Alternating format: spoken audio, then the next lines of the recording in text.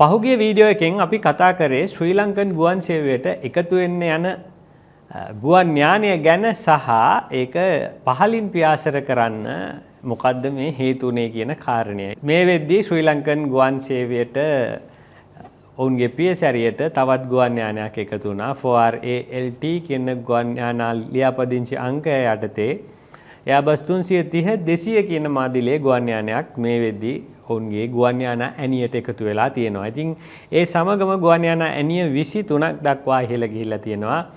wide bodies 10ක් වගේම narrow bodies 13ක් විදිහට තමයි මේ ගුවන් යාන බෙදිලා තියෙන්නේ. මම අද කතා කරන්න යන්නේ මේ ඇත්තටම මේ ගුවන් යානය ආපු ගැන හෝ ඒ සම්බන්ධයෙන් තොරතුරු ටිකක් නෙමෙයි. මොකද ඒ සම්බන්ධයෙන් තොරතුරු බොහෝ මාධ්‍යවල වගේම සමාජ මාධ්‍යෙත් පළ වෙලා තිබුණා. මම අද කතා කරන්න හිතුවා අපිත් aviation voice එක විදිහට අපිත් මේ ගුවන් යානය රැගෙනීම සම්බන්ධයෙන් දීර්ඝ ලෙස මේ සම්බන්ධයෙන් ප්‍රවෘත්ති තොරතුරු විටිනිට වාර්තා කරා. සහ ඒවට ලැබුණු ප්‍රතිචාරත් තිබුණා. මේවා ධනාත්මක සහ ඍණාත්මක විදිහට දෙපැත්තටම තිබුණා. ඉතින් මේකෙදී මුලින්ම විශාල වශයෙන්ම පැන නැගලා තිබුණු ප්‍රශ්නයක් තමයි මේ ගුවන් යානය පට්ට පරණ ප්ලේන් එකක් ලදරමක් මේක ගෙනල්ලා ඇයි මේ ෂෝ එකක් දාන්නේ ඇයි මේ මෙහෙම වැඩක් කරන්නේ කියන එක තමයි ප්‍රශ්න කරලා තිබුණු මාතෘකාව වුණේ. ඇත්තටම අවුරුදු 14ක් කියන්නේ මේ ගුවන් යානය නිෂ්පාදනය කරපු වර්ෂය 2011 අවුරුද්ද. 2011 අවුරුද්දේ නිෂ්පාදනය කළ 2011 අවුරුද්දෙම මේ ගුවන් යානය මුලින්ම ලබා දෙනවා ඉන්දුනීසියාවේ ගරුඩා කියන ගුවන් සමාගමට. ඇත්තටම ඉතින් අවුරුදු 14ක් කියන්නේ ලොකු කාලයක්. ඇත්තටම අපි වාහනයක් වගේ ගන්න යනවා නම් අවුරුදු 14ක් ගැන අපි ඇත්තටම හිතන්නේවත් නැහැ. අවුරුදු 14ක වාහනයක් මිලදී ගන්න. මොකද මේ 14ක් කියන්නේ විශාල වයසක් විශේෂයෙන්ම වාහනයකදී.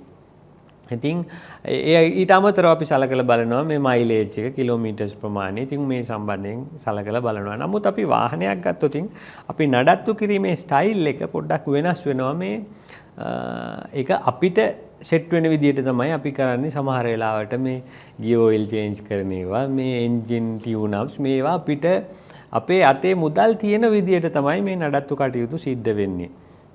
නමුත් මේ සිස්ටම් එකට ටිකක් හාත්පසින්ම වෙනස් විදිහට තමයි මේ ගුවන් සේවා ක්ෂේත්‍රයේ කටයුතු සිද්ධ වෙන්නේ. විශේෂයෙන්ම මේ ගුවන් සේවා කටයුතු වලදී මගින්ගේ ගුවන් සුරක්ෂිතතාවයට ප්‍රමුඛත්වයක් දෙන්න නිසා මේ සම්බන්ධයෙන් ලෝකෙම එකතු වෙලා හදාගත්ත නීති සමුදායක් තියෙනවා. ඒ අනුව තමයි හැම රටක්ම වැඩ කරන්න ඕනේ. ඉතින් මේ ගුවන් යානයක් ගුවන් ගත කරන්න කලින් මේ සියලුම රටවල් එකතු වෙලා හදාගත්ත නීති රීති පිළිපදින්න ඔවුන්ම ගිවිසගෙන තියෙනවා. ඉතින් මේ ගිවිසුම් එක ගුවන් යානයක් ගුවනට නංවන්න විශාල කාර්ය මණ්ඩලයක් ඕන. ගුවන් යාන ඉංජිනේරුවන් ඕන. මේවා එයා වර්ති කියලා ගුවන් යානය පියාසර කරන්න කලින් තත්ත්ව වාර්තාවක් උන් සයින් කරන්න ඕන ඉංජිනේරුවන්. ඉතින් මේ වගේ විශාල ප්‍රොසෙස් එකක් තියෙනවා මේ සාමාන්‍ය මගී ගමනාගමනයට වැඩිව. බස් රථ මේ සියල්ලටම වැඩි අපි දකින බස් රථ මම කියන්නේ මේ දියුණු රටවල ට්‍රාන්ස්පෝර්ට් සිස්ටම්ස් නෙමෙයි මේ අපි දකින අපේ මේ තුන්වෙනි ලෝකයේ රටවල් වල.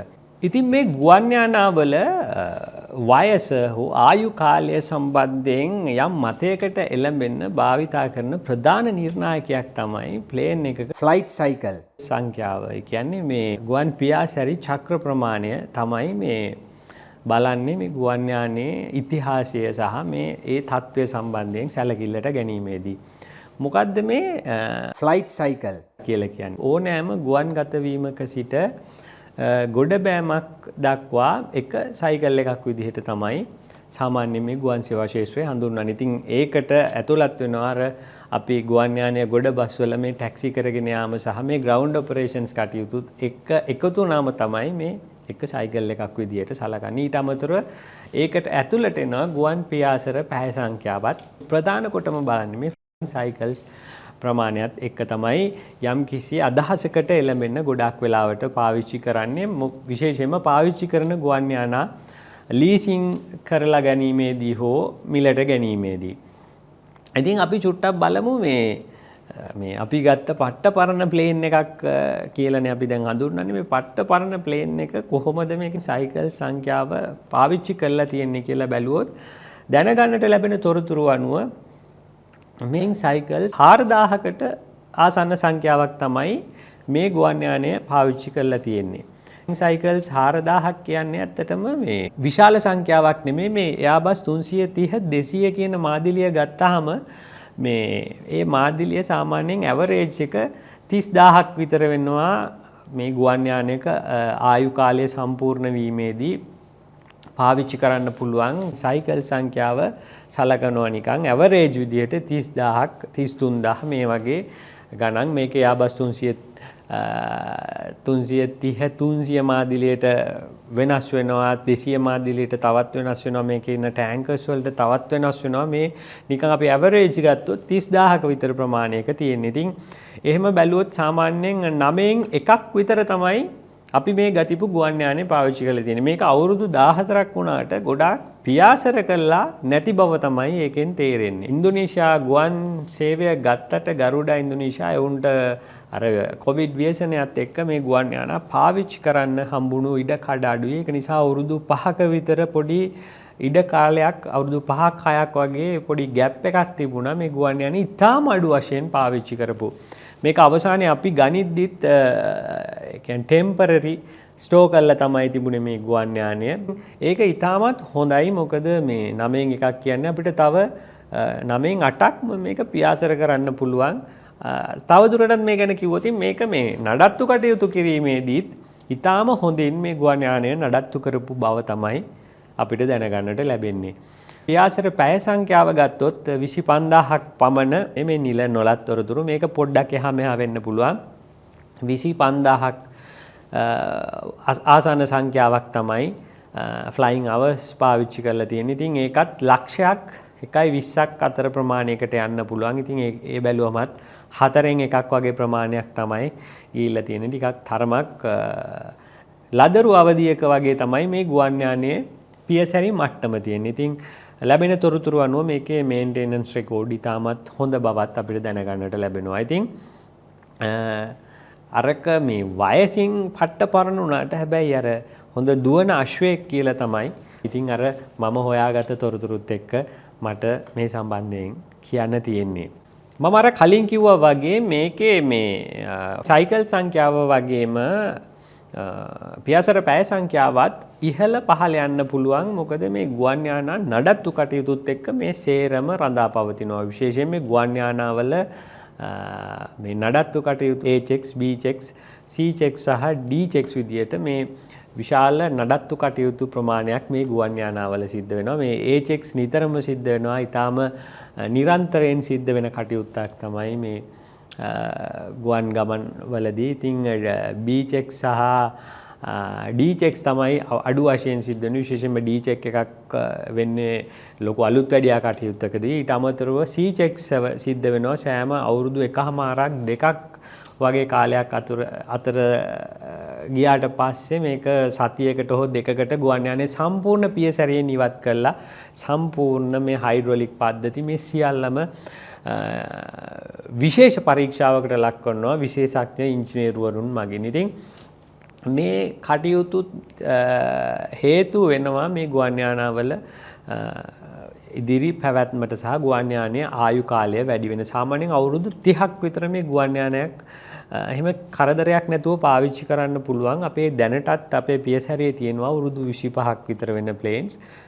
එහෙම ප්‍රශ්නයක් නැහැ. හොඳින් නඩත්තු කටයුතු වෙනවා නම් ඒ ගුවන් යානා ඊටම සුරක්ෂිතව පියාසර කරන්න පුළුවන් බව තමයි ඉතින් අපි මේ ඉංජිනේරු අංශ වලින් ගත තොරතුරු වලින් අපිට දැනගන්නට ලැබෙන්නේ. තවත් ප්‍රධානම චෝදනාවක් තමයි එල්ල වෙලා තියෙන්නේ මෙච්චර පාඩු ලබන ගුවන් සමාගමට ප්ලේන් ගන්නේ මොකටද කියන එක තමයි ඊළඟ ප්‍රධාන තර්කය වෙලා තිබුණේ. ඒකට ප්‍රධාන හේතුව තමයි මේ තියෙන ණය සහ අපේ ඉතිහාසයේ ඉඳලා එන මේ ණය ප්‍රමාණය තමයි මේ අපි ගණන් හිලව් හදලා ගුවන් සමාගමක් විදිහට ශ්‍රී ලංකන් ගුවන් සමාගමම අර කෝණ කළා අහන ප්‍රශ්නය. මේකට ගුවන් සමාගමේ ඉන්න වර්තමාන සේවක කණ්ඩායම් වලටත් වැඩිය මේකට වග කියා යන්න ඕන අය ඔබ මම සියලු දෙනාම ඉතා හොඳින් දන්න නිසා මේක ආයි කියන්න ඕනේ නැහැ. මේ තොරතුරු මෙහෙම වුණාම අපිට තියෙන එකම ඔප්ෂන් එක තමයි මේක වහලා දාන එක. අපිට තියෙන මොකද වෙන කවුරුත් ගන්නෙත් නැත්නම් මේක වහලා දාන එක තමයි අපිට තියෙන සොලියුෂන් එක. එහෙම වැහුවොත් මොකද්ද වෙන්නේ අපිට එක රැයකින් ගුවන් සමාගම වහලා දැම්මොත් මොකද්ද ඇති වෙන්න පුළුවන් ඵල විපාක. එහිදී ප්‍රධාන කාරණයක් තමයි මේ ශ්‍රී ලංකන් ගුවන් සේවය ශ්‍රී ලංකාවට එන සංචාරකීන්ගෙන් 35ක් 40ක් අතර ප්‍රමාණයක් ගේන්නේ මේ ශ්‍රී ලංකන් ගුවන් සේවය. එහෙම නැත්නම් අපේ ජාතික ගුවන් සේවය. මේක එක රැයින් වහලා දැම්මොත් අර 35ක් කියලා කියමු අපි මේ ප්‍රමාණය කොහොමද ලංකාවට එන්නේ? බොහෝ වෙලාවට මේ යුරෝපයත් එක්ක යුරෝපය සහ මේ දිගුදුර ගමනාන්තවල ඉන්න පිරිස් තමයි මේ ඩිරෙක්ට් ෆ්ලයිට්ස් ඔස්සේ ලංකාවට එන්නේ. ඉතින් ඔවුන් බොහෝ විට ඔවුන්ට ඩිරෙක්ට් ෆ්ලයිට් එකකින් යන්න පුළුවන් වෙනත් ගමනාන්තයකට ඔවුන් යාවි. අපේ ආයි මෙහි ලංකාවක් ගැන ඒගොල්ලෝ බල ඉන්න එකක් නැහැ. විශේෂයෙන්ම මාලදිව ඉන්න මැලේසියා මේ ගොඩාක් රටවල් තියෙනවා මේ සංචාරකයන් ආකර්ෂණය කරගන්න පුළුවන් අපිට වැඩිය. නමුත් ඔවුන් අර මෙහෙට එන්න පුළුවන් පහසුකම් සහ අපේ ගුවන් සේවා කටයුතු තියෙන හින්දා තමයි මේ ලංකාවට එන්නේ. එහෙම වුණොත් මේ ශ්‍රී ලංකන් ගුවන් සේවය ලබන පාඩුව වගේ නෙමෙයි ඊට වැඩිය දරුණු ප්‍රශ්න වලට අපිට මුහුණ දෙන්න වේවි මේ සංචාරක කර්මාන්තයට ලොකු ප්‍රශ්නයක් වුණොත් මේ ගුවන් සේවය වසා දැමීම වගේ. ඉතින් මං හිතන්නේ මේ දේශපාලන අධිකාරීන් වගේම බලධාරීනුත් මේකට වහනවා කියන ඔප්ෂන් එකට යන්නේ නැති වෙන ප්‍රධානම හේතුව තමයි අපේ මේ සංචාරක කර්මාන්තයට ඍජුවම ශ්‍රී ලංකන් ගුවන් සේවය දක්වන දායකත්වය. ඊට අමතරව මේ බ්‍රෑන්ඩ් ප්‍රසන්ස් එක තියාගන්න ශ්‍රී ලංකන් කියන බ්‍රෑන්ඩ් එක ඒගොල්ලෝ විසිට් ශ්‍රී ලංකා කියලා මේගොල්ලෝගේ අර බෙලි එකේ ඔබ දකින්න ඇති ගුවන් යානේ ඉහළින් යනකොට මේ සියලුම දේවල් රටක් සන්නාමකරණය කරන විදි තමයි. ඉතින් මේවා අපිට ගුවන් සමාගමක් නැති වුණොත් වෙන රටක ගිහිල්ලා අපේ මේ ශ්‍රී ලංකන් කියන සන්නාමය අපිට ගෙනියන්න තවදුරටත් නොහැකි වෙනවා. ඉතින් ඒවත් මේ සංචාරක කර්මාන්තයට යම් ප්‍රමාණවලින් ඍණාත්මක දේවල් ඇති කරන්න පුළුවන්. ඉතින් මේ සංචාරක කර්මාන්තයට ලොකු ප්‍රශ්නයකට මුහුණ දෙන්න වෙනවා මේ ගුවන් සමාගම අපි ඔය කියන විදිහට මේක වාලා. එහෙම නැත්නම් ඉතින් අපිට තියෙන්නේ මේ තියෙන පුළුවන් විදිහට මේ ප්ලේන්ස් ටිකක් අරගෙන මේ වගේ හෝ ෆ්ලීට් එක පොඩ්ඩක් වැඩි කරලා මේ ඩිලේස් අඩු කරගෙන තියෙන ගමනාන්තවලට ගමන් කරලා හැකිතරම් සංචාරකයන් ශ්‍රී ලංකාවට රැගෙන එමු. අපි හැමතිස්සෙම බලන්නේ ශ්‍රී ලංකන් එකේ අලාභය විතරයි. අපි මේ හරහා ගේන මිනිස්සු හරහා අපි දෙන ආගන්තුක සත්කාරය හරහා උනාපෝ අපේ රටට එන දේවල් මේ සියලුම දේවල් අපි පැත්තකින් තියලා නම්බර්ස් ටිකක් බලලා ඒ අලාභය විතරයි. නමුත් අපි හරියට බැලුවොත් මේ සංචාරක කර්මාන්තයෙන් විශාල පංගුවකට ශ්‍රී ලංකන් ගුවන් සේවය ප්‍රධාන දායකත්වයක් ලබා දෙන බවත් මතක් කරන්න ඕන. අනිත් පැත්තෙන් මේ එයා ලංකා කියන බ්‍රෑන්ඩ් එකට තිබුණු කැමැත්ත තාමත් මේ විශේෂයෙන්ම යුරෝපීයන් තුල තියෙනවා මේ ශ්‍රී ලංකන් කියන සන්නාමයට. ඉතින් ඒකත් මේ ප්‍රධාන හේතුවක් මේ සංචාරක කර්මාන්තය වෙනුවෙන් විශේෂයෙන් මේ යුරෝපාකරයෙන් සංචාරකයන් ශ්‍රී ලංකාවට එන්න ප්‍රධාන හේතුවක් මේ අපේ ආගන්තුක සත්කාර මේක ගුවන් යානයට නගින අවස්ථාවේ ඉඳලා ඒ දෙන ධනාත්මක ආගන්තුක සත්කාර වලට උන් ඉතාම කැමති. මොකද ඒ රටවල් වලට වැඩිය අපි හොඳ වෙල්කම් එකක් දෙනවා. ඉතින් ඒකත් ප්‍රධාන හේතුවක්. ඉතින් මම අර කලින් කියපු කාරණේටම සම්බන්ධ වෙනවා මේ සංචාරක කර්මාන්තයේ තියෙන විශාල වර්ධනයටත් මේ ශ්‍රී ලංකන් ගුවන් සේවය විශාල හේතුවක් වෙනවා. ඉතින් ඒක තමයි මේකේ තව එක ප්‍රධාන හේතුවක් මේ ඇයි අපි ප්ලේන් ගන්නෙ මේක මේ ලෙවල් එකෙන් හරි අරන් යන්න ඕනේ. මේ ටුවරිසම් පැත්ත අපේ ලංකාවේ මේ මට්ටමින් හෝ ඉස්සරහට රැගෙන යන්නේ. විශේෂයෙන් අපි මේ මිලියන 3ක් try කරන්නේ එයාලයින් එක වැහුවොත් මේ මිලියන 3 දෙකටත් පල්ලෙහාට යන්න ඉඩකඩ ගොඩාක් වැඩි. මොකද මේ 35ක 40ක සංචාරකයන් ප්‍රමාණයක් ශ්‍රී ලංකන් ගුවන් සේවය රැගෙන ඉන්න නිසා. කතාව දිග්ග නිසා මම මේක තුන්වෙනි කාරණයකින් අවසන් කරන්න බලාපොරොත්තු වෙනවා. අනිත් කාරණයක් තමයි මේ දාලා තිබුණ මේ ගුවන් යානය මෙහෙම රවුම් ගහන්න ගියාම සෑහෙන තෙල් ප්‍රමාණයක් වැය වෙනව නේද? මේවට කවුද සල්ලි ගන්න? මේවටත් සාමාන්‍ය මම කලින් වීඩියෝ එකෙත් කිව්වා මේ ගැන මේක විශේෂයෙන්ම ප්‍රවර්ධන කටයුත්තක් සඳහා පාවිච්චි කරන්නේ. ඇත්තටම අපි ඒක දැක්ක ගොඩාක් මිනිස්සු ඒක ධනාත්මකව වැළඳගෙන තියෙන මිනිසුන්ට පොඩි කිට්ටු ගතියක් ආවා මේ ප්ලේන් එකක් ළඟින් දකින්න හම්බෙන්නේ chance එක ගොඩාක් බොහෝ පිරිසක් ඒක ධනාත්මක විදියට අරගෙන තිබුණු බව තමයි දකින්නට ලැබුණේ. ඉතින් අනිත් පැත්තෙන් මතක් කරන්න ඕන මැලේසියාවේ ගුවන් යානයක් සිංගප්පූරුවට හිටපු සභාපතිවරයෙක් සහ තවත් කාන්තාවක් රැගෙන එන්න හරවපු රටක ඒ වගේම යුරෝපයට බල්ලෙක් ගේන්න ගුවන් යානයක් යවපු රටක ඉතින් මේ ප්‍රවර්ධන කටයුත්තකට ප්ලේන් එකක් පාවිච්චි කිරීමේ මහා ලොකු පාඩුවක් කියලා මම නම් දකින්නේ නැහැ. අපිට ඉතිහාසයේ දීලා තියෙන උදාහරණත් එක්ක මේක ඇත්තටම සම්පූර්ණ මේක මේ එයාලයින් එකේ ප්‍රොමෝෂන් කටයුත්තකට පාවිච්චි කරලා තියෙන. ඉතින් ගුවන් යානය පරණ හෝ අලුත් හෝ ටැක්ටිකලි මේක සමන්ගේ ප්‍රවර්ධන කටයුත්තකට පාවිච්චි කිරීම මම හිතනවා මේක පොඩි ධනාත්මක ප්‍රවේශයක්. ලංකාවේ ඡායාරූප ශිල්පීන් විශාල ප්‍රමාණයක් මම දැක්ක අපිට ඡායාරූපවල තිබුණා මොවුන් ඡායාරූපගත කරලා තිබුණා මේ ගුවන් යානය විවිධ ස්ථානවල ඉඳලා පොඩි ඒ පැත්තෙනුත් පොඩි ධනාත්මක ප්‍රබෝධයක් ඇති වෙලා තිබුණා. බොහෝ අය මේ ගුවන් යාන බලන්න ගිහිල්ලා තිබුණ හැම කෙනෙක්ම මේ ගොඩාක් ආසාවෙන් මේකත් එක්ක සම්බන්ධ වෙලා තිබුණ බවක් මොකද ශ්‍රී ලංකන් ගුවන් සේවයට ඒ වගේ මිනිස්සු එක්ක අර බැඳීම ටිකක් ලෝකලි පොඩ්ඩක් අඩු වෙලා තිබුණා. මම හිතනවා යම් දුරකට මිනිස්සු ශ්‍රී ලංකන් එකත් එක්ක පොඩ්ඩක් ඉන්ටරැක්ට් වුණා මේ සිද්ධියත් එක්ක. ඉතින් අර තෙල් ප්‍රශ්නෙට නම් ඉතින් තව උදාහරණ ගොඩාක් තියෙනවා කියන්නේ. ඉතින් මම අර පොඩි උදාහරණ දෙකක් කිව්වේ මැලේසියාවෙන් හරවපු එක සහ මේ බල්ලෙක් ගෙන්න ගියපු එක. ඉතින්